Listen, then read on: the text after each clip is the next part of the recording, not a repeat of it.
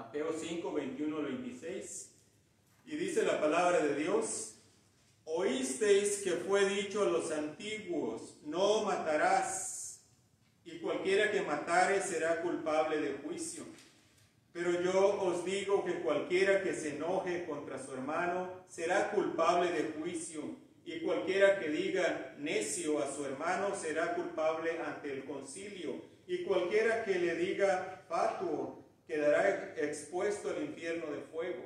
Por tanto, si traes tu ofrenda al altar y allí te acuerdas de que tu hermano tiene algo contra ti, deja allí tu ofrenda delante del altar y anda, reconcíliate primero con tu hermano y entonces ven y presenta tu ofrenda. Ponte de acuerdo con tu adversario pronto, entre tanto que estás con él en el camino, no sea que el adversario te entregue al juez y el juez al alguacil y seas echado en la cárcel. De cierto te digo que no saldrás de allí hasta que pagues el último cuadrante o el último centavo.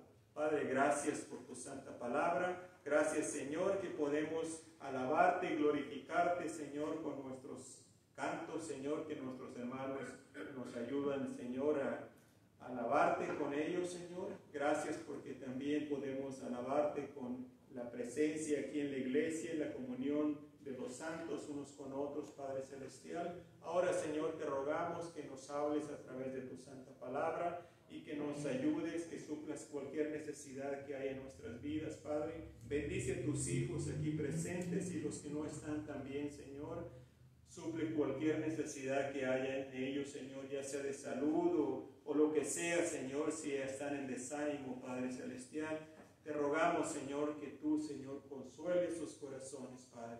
Y te pedimos, Padre Santo, también porque todo esto, Señor, que estamos viviendo, pronto podamos volver, Señor, a como estábamos antes, Señor, sin restricciones para alabarte y glorificarte en tu casa, Señor. Bendice, Señor, el presidente, Señor, y sus ayudantes, su gabinete, Padre Celestial, que sigan adelante, Señor, todos los gobernantes, sirviéndote, Padre, y poniendo tu nombre en alto, Señor. Gracias, Señor, te damos en el nombre de Cristo Jesús. Amén. Parece ser que Cristo quiere hacerle ver al hombre que es imposible estar bien con Dios o ponerse bien con Dios en sus propias fuerzas. Dios en su palabra le manda al hombre a no matar a sus semejantes. Pero Cristo le dice a sus oyentes: no solamente no mates, sino que no debes enojarte con tu prójimo porque te estás exponiendo a un peligro. Además, si te enojas contra ellos y los ofendes con palabras, las consecuencias son más graves. Parece ser que esto es lo que Jesucristo le está diciendo a estas personas que lo están escuchando aquí. ¿Qué es lo que está haciendo Cristo? Está advirtiendo para que las personas puedan prevenir a llegar al acto de cometer un asesinato. Si el pecado se corta en sus inicios, cuando todavía se puede hacer algo, ¿cuánta maldad se evitaría en el mundo? El pecado tiene su origen en la mente, con un pensamiento, con una emoción sin control. El persistir en pensamientos negativos, pensamientos de venganza, le van a llevar a la acción o le van a llevar a cometer el pecado. Por eso la palabra de Dios nos manda y nos dice en 2 Corintios 10, 4 al 5, porque las armas de nuestra milicia no son carnales, sino poderosas en Dios para la destrucción de fortalezas, derribando argumentos y toda altivez que se levanta contra el conocimiento de Dios. Quiero que se fije bien en esto, que sigue, dice, y llevando cautivo todo pensamiento a la obediencia ¿de quién? A Cristo. Llevando cautivo todo pensamiento a la obediencia a Cristo. Eso quiere decir cuando usted se sorprende con pensamientos negativos o pensamientos de venganza, usted dice, no, esto no debe de ser. Voy a tomar cautivo ese pensamiento y llevarlo a la obediencia a Cristo y quitarlo de su mente y pensar, como dice la Escritura en otro pasaje, que si, como dice, si algo digno de pensar, en esto pensar, algo así, por ahí se me olvidó el pasaje, pero nos habla de que debemos de pensar en cosas buenas. ¿Para qué? Para evitar llegar a la acción o al pecado. Como aquí el Señor Jesucristo les está diciendo, oísteis que fue dicho, no matarás. Fue dicho en la ley. Pero Él les dice, ok, yo los voy a llevar a algo más arriba de no matar. O sea, ¿para qué? Para prevenir que lleguen a ese punto. Así que veamos la ley de la cual nos está hablando Cristo y la gracia que Él vino a impartir a todos los que han confiado en Él como su Salvador. El versículo 21 nos muestra los rigores de la ley. Versículo 21 dice la palabra de Dios, oísteis que fue dicho a los antiguos, no matarás. Y cualquiera que matare será culpable de juicio. Vemos ahí los rigores de la ley. La ley es estricta, es rigurosa, oprime y no hay segunda oportunidad. El mandamiento de no matar fue dado por Dios. El hombre fue creado a la imagen de Dios.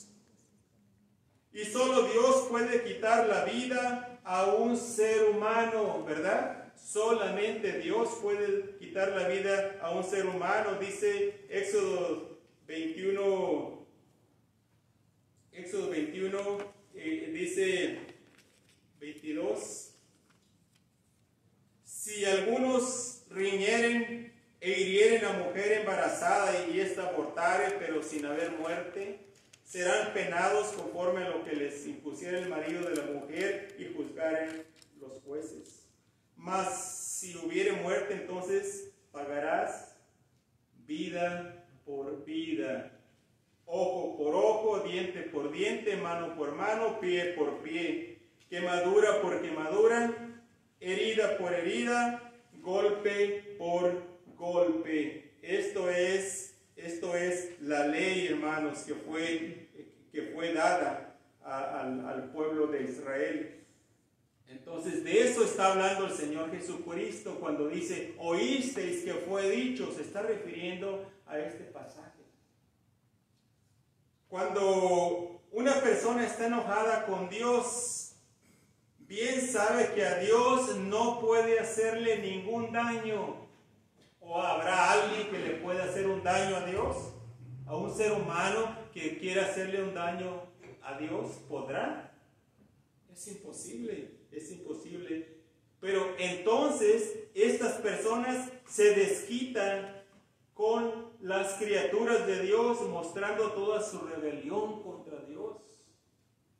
Esas personas, hermanos, que andan matando allá afuera por cualquier cosa, hasta por gusto le quitan la vida a las personas. Son personas que están en rebelión en contra de Dios. Como no le pueden hacer daño a Dios, le hacen daño a sus criaturas. Es como cuando alguna persona está enojada con otra y le tiene miedo a enfrentársele. ¿Y cuántas veces cómo lo que pasa? En vez de ir a enfrentárselo, hacerle o hablar con la persona, van y le hacen un daño al carro, le ponchan las llantas o le rayan el carro, o le quebran el vidrio. ¿Por qué? no pueden hacerle nada a la persona, pero haciéndole un daño a sus cosas, se están desquitando con ellos según.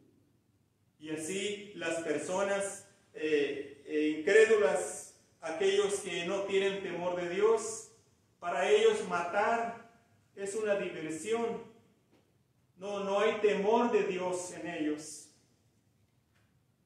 Ahora, Dios prohíbe el asesinato premeditado, pero le da al gobierno la autoridad para ejercer la pena de muerte.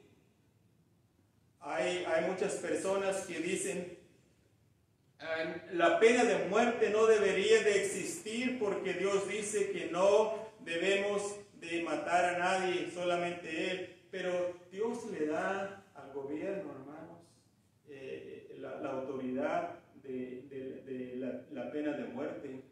Dios le da al gobierno esta autoridad. Romanos 13:4. Porque los magistrados no están para infundir temor al que hace el bien, sino al malo. ¿Quieres, pues, no temer la autoridad? Haz lo bueno y tendrás alabanza de ella. Entonces, el gobierno no está para infundir temor al que hace el bien, pero sí al que hace el mal. Estos son los gobiernos que Dios ha puesto. Ellos deben de estar ahí para defender a los débiles. Dios le da también al gobierno la autoridad de matar a través del ejército o la policía para defender a los débiles. ¿Se imagina usted un país sin gobierno? ¿Se imagina usted un país sin policía? Lo que ahorita muchos aquí en Estados Unidos quieren hacer, que se quite la policía. Si así con policía y con gobiernos estamos como estamos, imagínense cómo estaría el país si no hubiera policía. Necesitamos el orden en las ciudades, hermanos. Necesitamos de la policía. Ahora sí es cierto que hay alguno que otro por ahí, unas manzanas podridas por ahí, pero que se les castigue a esas personas. Pero no por unos vamos a quitar a todos. No se puede, no se puede. Por eso el gobierno está aquí para infundir el orden. También le da a la persona, Dios le da a la persona el derecho de matar, ¿sabía usted? De matar en defensa propia, ¿o no? ¿O qué haría usted? ¿Qué haría usted? Hombre, esposo, ¿qué haría usted si a medianoche llega un bandido por ahí a su casa y no solamente quiere robarle su dinero, sino que quiere causarle daño a su esposa y a sus hijos, a su hija? ¿Qué haría usted? Si usted tiene un arma, ¿qué haría usted? Es que Dios me dice que no debo de matar, pues haría como Job, ahí están mis hijas. No, hermano, usted y yo somos protectores de nuestros hogares. Y el gobierno nos da la libertad de defendernos. La Constitución nos da la libertad de defendernos, usar lo que tengamos a mano para defendernos. Nehemías 4:14, si lo busca ahí en su Biblia, es un ejemplo. Dice, Nehemías era el gobernador en aquellos tiempos cuando fue a reconstruir la ciudad y los muros. Dice, después miré y me levanté y dije a los nobles y a los oficiales y al resto del pueblo, fíjese bien lo que dijo Nehemías, no temáis delante de ellos, acordaos del Señor grande y temible, dice, y pelead por vuestros hermanos, por vuestros hijos y por vuestras hijas, por vuestras mujeres y por vuestras casas. ¿Qué dice? Pelead, defender, defiendan, hombres, defiendan a sus hijos, sus mujeres, sus casas. La palabra de Dios, hermanos, nos permite defendernos. Así que cuando Dios dice en su palabra no matarás, se está refiriendo a una persona que por cualquier cosa, porque le cae mal a una persona, pues lo voy a matar. O porque quiere robar y esta persona está en medio por ahí, la voy a matar. A eso se está refiriendo. Pero no a cuando usted se defiende. Hasta el gobierno también no le hace nada si alguien entra a su casa y usted pues se defiende y le hace algo a la persona. Así que estamos viendo los rigores de la ley, versículo 22. Además de darnos cuenta de los rigores de la ley, vemos también que la ley condena. Versículo 22 dice ahí en Mateo 5, pero yo os digo que cualquiera que se enoje contra su hermano será culpable de juicio. Y cualquiera que diga necio a su hermano será culpable ante el concilio, y cualquiera que le diga fatuo quedará expuesto al infierno de fuego. Entonces, vemos ahí que con la ley no hay segundas oportunidades, la ley condena. Y no nada más, dice el Señor Jesucristo, no nada más si matas, sino también si ofendes a tu hermano. La ley no fue dada para salvación del hombre. Por las obras nadie puede ser lo suficiente bueno para entrar al reino de Dios. Aún a Abraham su fe le fue contada por justicia, estando en la incircuncisión, o sea, antes de las obras. Antes de las obras le fue contada su fe por justicia. Entonces vemos ahí que Cristo, hermanos, lo vino a hacer más difícil para las personas que quieren entrar al cielo guardando la ley. ¿Por qué lo hizo más difícil? Para que se dieran cuenta que por obras nadie puede llegar, nadie puede entrar al reino de Dios. ¿Cuántas personas hay que están confiando en que son buenas personas? Y se comparan con aquellos que andan robando o andan haciendo desmanes allá afuera, o que están agarrados en las drogas o el alcoholismo. Se comparan con ellos y dicen, yo no soy mala persona, yo soy buena persona, yo ayudo a los demás cuando puedo, y por eso cuando muera Dios me va a decir, ven, entra al reino de Dios. Así, de esa manera, nadie entra al reino de Dios. Por eso es que Cristo vino. Porque no hay posibilidad de que una persona pueda entrar al reino de Dios por sí mismo, por sus buenas obras. Por eso es que el Señor Jesucristo decidió dejar su trono, decidió entrar a este mundo. Él ya existía por toda la eternidad. Él no comenzó a vivir cuando nació de María, no. Él ya existía, solamente entró al mundo a través de María, de la Virgen María. concebido por obra del Espíritu Santo, y Él vivió una vida sin pecado en este mundo. ¿Por qué? Porque era necesario que aquel que nos puede redimir del pecado fuera sin pecado. Por eso es que Dios se hizo humano y se hizo pecado por nosotros. Y Dios está ofreciendo esa salvación a todos aquellos que quieran que quieran llegar a Él. Lo tienen que hacer a través de la puerta que es Jesucristo.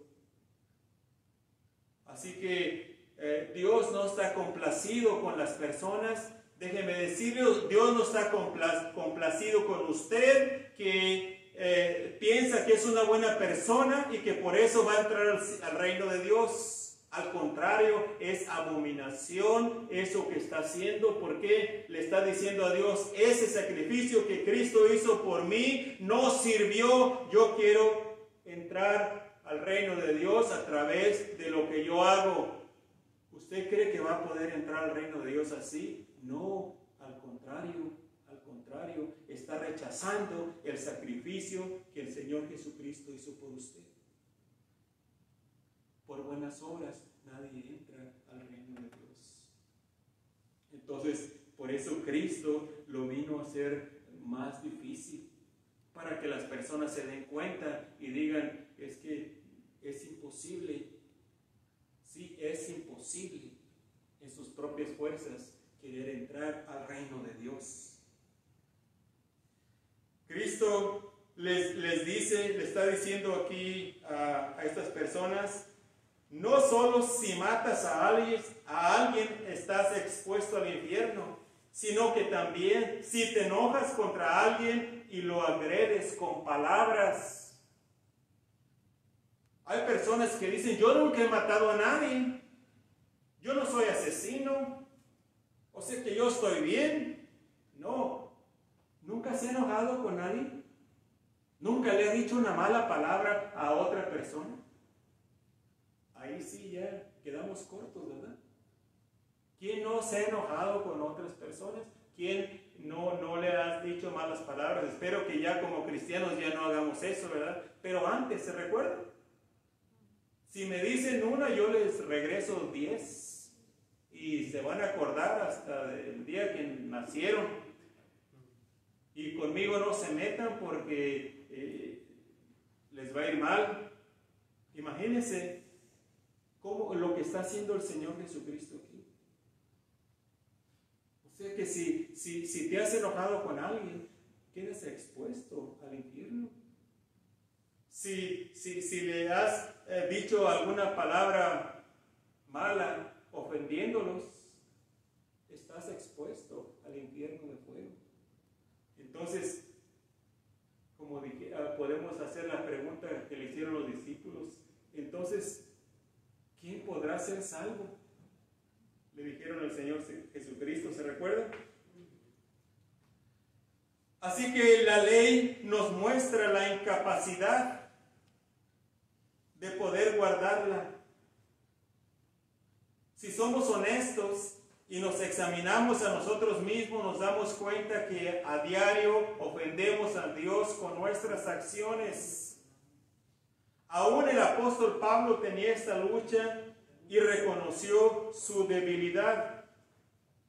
¿Se recuerdan allá en Romanos 7, 14 al 25? Vaya ahí, búsquelo. Romanos 7, 14 al 25. ¿Qué dice la palabra de Dios? En Romanos 7, 14 dice: porque sabemos que la ley es espiritual, mas yo soy carnal, vendido al pecado. Esto era el apóstol Pablo. Porque lo que hago no lo entiendo, pues no hago lo que quiero, sino lo que aborrezco, eso hago. Y si lo que no quiero, esto hago, apruebo que la ley es buena. De manera que ya no soy yo quien hace aquello, sino el pecado que mora en mí. 18. Y yo sé que en mí, esto es, en mi carne, no mora el bien, porque el querer el bien está en mí, pero no en hacerlo. porque no hago el bien que quiero, sino el mal que no quiero, eso hago. Y si hago lo que no quiero, ya no lo hago yo, sino el pecado que mora en mí. Así que, queriendo yo hacer el bien, hallo esta ley, que el mal está en mí. Porque según el hombre interior, me deleito en la ley de Dios. Pero veo otra ley en mis miembros, que se revela contra la ley de mi mente, y que me lleva cautivo a la ley del pecado que está en mis miembros. Miserable de mí, ¿quién me librará de este cuerpo de muerte? Gracias doy a Dios por Jesucristo, Señor nuestro. Así que yo mismo con la mente sirvo a la ley de Dios, mas con la carne a la ley del pecado. ¿Ve usted ahí lo que Pablo estaba experimentando? Y esto era el gran apóstol que escribió una gran parte del Nuevo Testamento. Y si él tenía estas luchas con él mismo, con su carne, ¿qué tal nosotros? ¿Experimenta usted esta clase de luchas? Que llega a un punto donde en el versículo 24 dice, miserable de mí, ¿quién me librará de este cuerpo de muerte? Se dio cuenta que en él mismo no podía vivir una vida que agradara a Dios. Pero lo bueno es, en el versículo 25 dice, gracias doy a Dios por Jesucristo, Señor nuestro. Gracias doy a Dios por la gracia que vino a derramar Jesucristo en nuestros corazones. Así que si está teniendo esta clase de lucha, no se desanime. ¿Qué dice la palabra de Dios? Dice en 1 de Juan, creo que es el capítulo 2:1, estas cosas os he escrito a vosotros para que no pequéis. Para que no pequéis. Y si alguno hubiere pecado, abogado tenemos para con el Padre, a Jesucristo. Dios quiere que no pequemos. Dios quiere que vivamos en santidad. Pero el momento que comete un pecado, no se desanime. Tenemos a Jesucristo, abogado para con Dios. Arrepiéntase y pídale perdón y diga, Señor, ayúdame, dame fuerzas para continuar adelante. Y Él lo hace y usted sigue adelante porque el camino es largo, el camino es largo. Y esto no se termina, hermanos, en esa lucha con la carne, con su carne, no se termina hasta que estemos con el Señor. ¿Cuántas veces usted dice, ok, ya no lo voy a hacer? Ya no le voy a gritar a mi esposo. Amén. Ya no le voy a gritar, ya lo voy a tratar bien. Y al siguiente día ya lo está haciendo. Ay, Señor, perdona. O el esposo, ya no voy a ser tan corajudo con mi esposa, ya la voy a cuidar más. Amén. Amén, dicen las esposas, ¿verdad? Amén, sí, pero al rato, al otro día, ya volvemos a caer en lo mismo. Es ahí donde tenemos que regresar al Señor. Señor, perdóname. Señor, yo quiero vivir para ti, quiero agradarte. Y hermanos, agradamos a Dios no nomás cuando estamos en la iglesia. Lo más difícil es en el hogar. Lo más difícil es en el trabajo. Lo más difícil es en la escuela.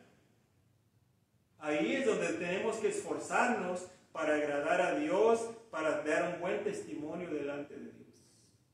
Por eso es que Pablo dice, gracias a Dios por Jesucristo. Gracias a Dios por la gracia que Jesucristo vino a derramar en nuestros corazones. Ok, ya que vimos lo que es la ley y lo que hace, veamos el poder de la gracia. Puede regresar, si no está ahí, en Mateo 5, el versículo 23 al 25. Dice, por tanto, si traes tu ofrenda al altar y allí te acuerdas de que tu hermano tiene algo contra ti, deja allí tu ofrenda delante del altar y anda, reconcíliate primero con tu hermano y entonces ven y presenta tu ofrenda. Ponte de acuerdo con tu adversario pronto, entre tanto que estás con él en el camino, no sea que el adversario te entregue al juez y el juez al alguacil y seas echado a la cárcel. Entonces ya vemos ahí cómo es la ley. Ahora vamos a ver cómo es la gracia, el poder de la gracia. Dios no está tan interesado, hermanos, en los sacrificios. Dios no está tan interesado en las oraciones. Dios no está tan interesado en los ayunos o en los ministerios y en todo lo demás, sino en que el cristiano arregle su vida delante de Él y que vive una vida en paz con las demás personas. Eso es lo que Dios quiere, eso es en lo que Dios está interesado. Ir a la iglesia es más fácil, dar nuestras ofrendas es más fácil, ayunar es más fácil que ponerse uno en paz con nuestros semejantes. Y eso es lo que Dios quiere, eso es lo que Dios quiere cuando está diciendo, ponte de acuerdo con tu adversario pronto. Mire lo que dice ahí Isaías 58, 3 al 7. En el Antiguo Testamento, Isaías 58, 3 al 7 dice, ¿por qué dicen ayunamos y no hiciste caso? Humillamos nuestras almas y no te diste por entendido. He aquí que en el día de vuestro ayuno buscáis vuestro propio gusto y oprimís a todos vuestros trabajadores. He aquí que para contiendas y debates ayunáis y para herir con el puño inicuamente. No ayunéis como hoy para que vuestra voz sea oída en lo alto. Y luego dice el 5, es tal el ayuno que yo escogí, que de día aflija el hombre su alma, que incline su cabeza como junco y haga cama de silicio y de ceniza. ¿Llamaréis esto ayuno y día agradable a Jehová? 6. ¿No es más bien el ayuno que yo escogí, desatar las ligaduras de impiedad, soltar las cargas de opresión y dejar ir libres a los quebrantados y que rompáis todo yugo? O sea, este es el ayuno que Dios quiere. No es que partas tu pan con el hambriento y a los pobres errantes albergues en casa, que cuando veas al desnudo lo cubras y no te escondas de tu hermano. Esto es a lo que Dios nos manda, hermanos, no hacer obras y pensar que porque ayunamos y vamos a la iglesia y ofrendamos y hacemos estas cosas, ya estamos bien. No estamos bien si usted está enojado con algunas personas y no ha arreglado ese asunto. Dios quiere que tengamos paz por todos lados. Paz con Dios, paz con nuestros semejantes, paz con uno mismo. El cristiano no debe de tener nada en su corazón así contra nadie, mucho menos con hermanos en la iglesia, hermanos. Tenemos que amarnos como una familia. Y si Dios nos manda a amar a nuestros enemigos, ¿cuánto más a los hermanos o no? Ahora, eso no quiere decir que todos pensamos lo mismo. No, va a haber desacuerdos, sí, pero hay que arreglarlos, porque tenemos que estar en paz con las demás personas. Lo que la ley no puede hacer es cambiar el corazón por dentro, mas la gracia de Cristo nos da un nuevo corazón. y nos da el poder para hacer lo que es humanamente imposible. ¿Qué es esto? Humillarnos delante de nuestros hermanos y hacer las paces con todos. Esto es la gracia del Señor Jesucristo. En nuestras propias fuerzas, antes de Cristo, hermanos, era imposible para nosotros hacer esto, sí. Que usted fuera y se humillara delante de alguien, imposible casi, ¿verdad? Pero en Cristo, hermanos, sí se puede. En Cristo, que nos ha dado un nuevo corazón, podemos ir y pedir disculpas. Podemos ir y arreglar la situación con aquellas personas que hay algo que no está bien. ¿Por qué? Porque tenemos un nuevo corazón. Somos nuevas criaturas en Cristo. Eso es lo que hace el poder de la gracia. Así que es más fácil ir a la iglesia, es más fácil ayunar, es más fácil dar ofrendas, tener un ministerio. Todo esto tiene que ver con el hacer. El hacer las paces con las demás personas tiene que ver con el ser, con lo que somos. Con la gracia que derramó Cristo al darnos una nueva naturaleza. Por eso a veces le digo, es más fácil hacer que ser.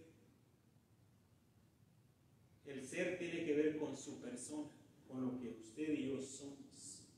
El hacer lo podemos hacer nomás para apaciguar la conciencia, que ya hice una buena obra y ya. Pero el hacer tiene que ver con quién es usted, quién soy yo. Y tenemos que, el ser tiene que ser es lo que somos nosotros. Y somos hijos de Dios, somos nuevas criaturas y tenemos que caminar como tales. Pasemos al siguiente punto. Y este es las consecuencias de desobedecer a Dios. Versículo 25, la segunda parte. Y el 26, dice el 25, no sea que, la segunda parte, no sea que el adversario te entregue al juez y el juez al alguacil y seas echado en la cárcel. De cierto te digo que no saldrás de allí hasta que pagues el último cuadrante. Estas son las consecuencias de desobedecer a Dios. Consecuencias de desobedecer a Dios. Dios manda a sus hijos a vivir de una manera diferente, a hacer cosas que humanamente son imposibles, como ponerse de acuerdo con sus adversarios. Esto solo se puede hacer con el poder del Espíritu Santo que mora en el creyente. ¿Sabía usted que el Espíritu Santo de Dios está morando dentro de usted?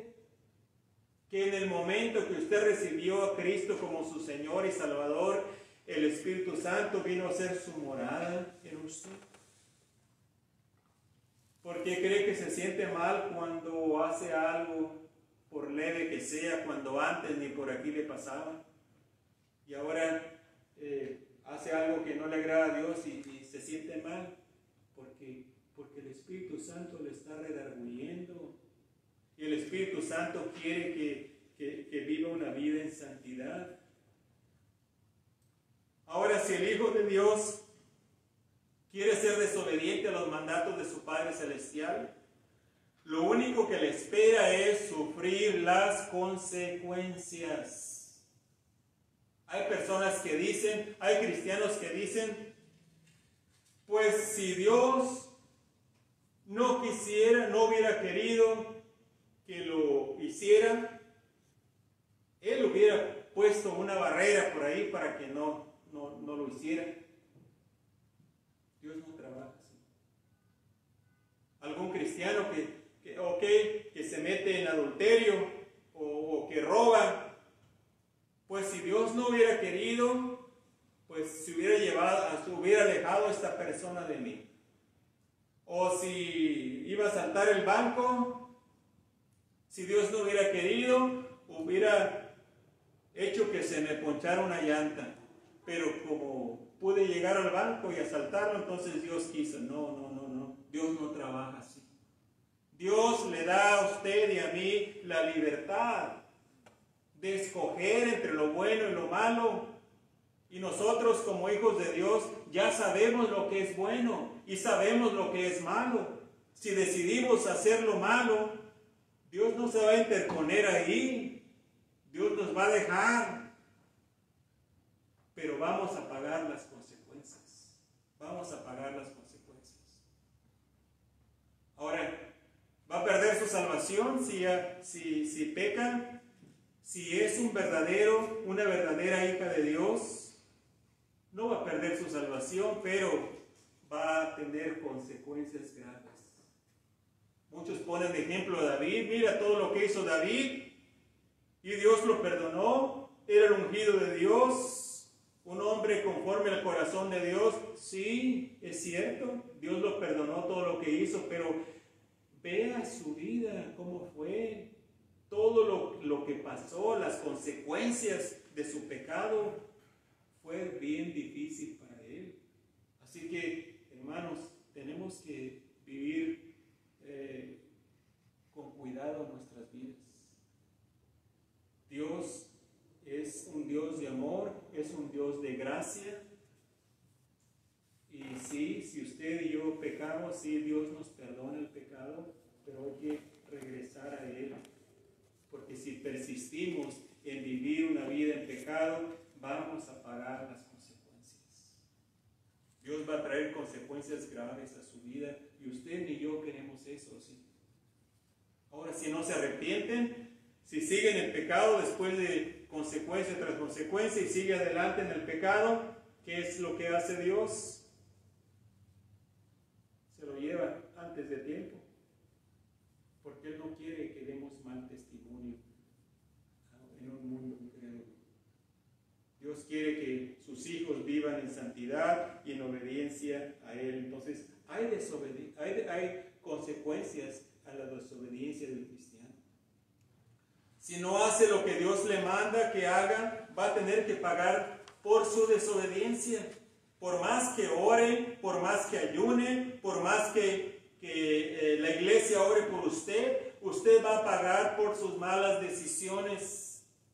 Dios le perdona, sí, pero cada persona es responsable por lo que decide hacer.